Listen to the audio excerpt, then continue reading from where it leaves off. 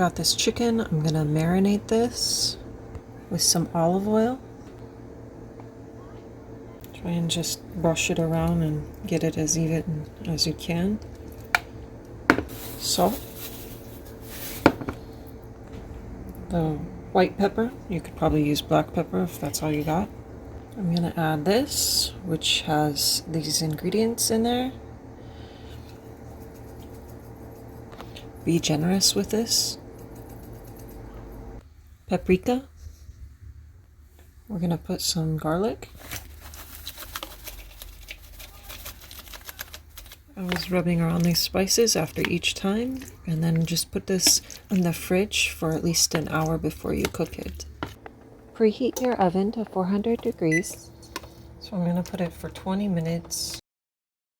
Finito, it's done.